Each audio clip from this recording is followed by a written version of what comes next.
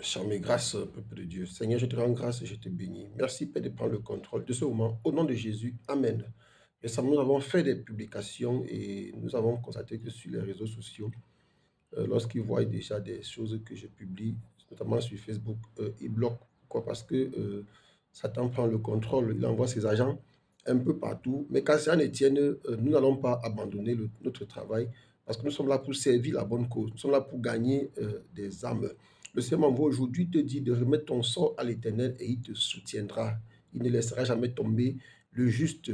Dans le livre de Psaume chapitre 55, à partir du verset 22, nous pouvons lire: remets ton sort à l'Éternel et il te soutiendra. Il ne laissera jamais chanceler le juste. Nous avons dit que le juste mourra par la foi. Oui, lorsqu'on parle de juste ici, il ne s'agit pas de celui-là qui va voler et qui vient faire du bien dans sa famille, ou de celui-là qui va voler et qui vient partager au peuple pour se faire voir. Non, le juste, c'est celui qui pratique la vraie justice.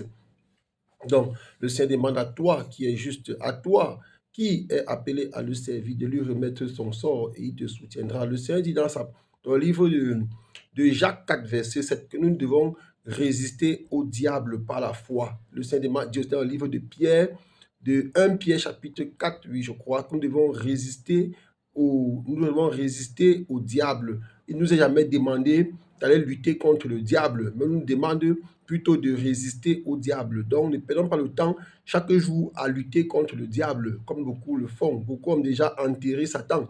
Beaucoup ont déjà envoyé Satan en enfer, alors que l'enfer n'est pas encore ouvert. Donc, bien aimé, nous devons plutôt résister au diable. Nous qui sommes des enfants de Dieu, nous qui avons recommandé notre sort à l'Éternel, afin que nous n'ayons pas à subir ce qui arrive aux méchants. Qu'est-ce qui arrive aux méchants? Dans le livre de Psaume 55, verset 56, on peut lire: et toi, ô Dieu, tu les feras descendre au fond de la fosse. Les méchants, lorsqu'ils meurent, ils descendent dans la fosse. Ils vont au séjour des morts. La fosse, c'est le séjour des morts. Or, on sait que le séjour des morts aujourd'hui est réservé à ceux-là qui meurent sans avoir Jésus. Ceux-là qui meurent, ils ont le Seigneur Jésus, mais ils se mettent à vivre loin des commandements de Dieu. D'autres ont accepté le Seigneur Jésus-Christ. Ils ont connu la vérité, mais après ils sont retournés à leur premier désordre. Et quand tu es ainsi le Seigneur Jésus-Christ, c'est difficile pour toi de revenir en arrière. C'est pour ça que euh, beaucoup ont connu la vérité.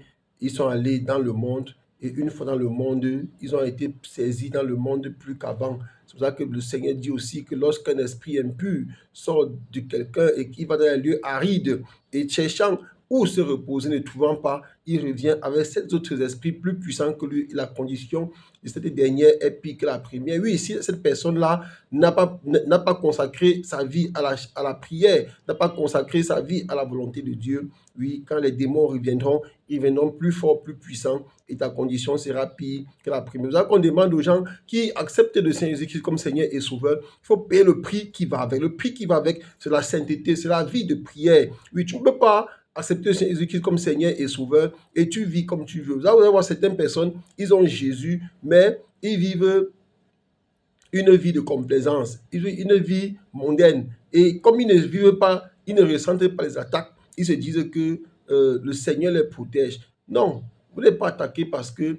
Satan sait que vous êtes pour lui. C'est ça qu'il ne peut pas attaquer de manière à ça se manifeste. Mais cependant, parfois, il va vous injecter une maladie, un cancer, un diabète. Tu vas souffrir, ça va te ronger pendant 10 ans. Quand le médecin va découvrir cela, ça sera déjà à la phase terminale. On va dire que, mais il était même où? Qu'est-ce qu'il faisait pour ne pas ressentir cela? C'est parce que les démons avaient en même temps mis en toi un esprit de distraction qui pourra te permettre de chercher à savoir qu'est-ce qui gratte là-bas. La maladie était là, la maladie était en train de faire son travail. C'est comme ça qu'ils agissent. Donc tu dois donner ta vie au Seigneur Jésus afin que quel qu'en soit ce qui arrivera, que le Seigneur Jésus-Christ te défende, que Jésus-Christ te soutienne afin que tu ne descendes pas au séjour des morts comme ceux qui meurent étant méchants, ceux qui meurent étant mauvais, ceux qui meurent pratiquant le mal, ceux qui meurent n'ayant pas donné leur vie à Jésus, ceux qui meurent pratiquant l'occultisme dans les sectes, les loges, tous ces gens-là. Oui, ainsi est le sort. Je prie que cela ne soit pas ton sort au nom de Jésus. Soyez abondamment bénis. Amen.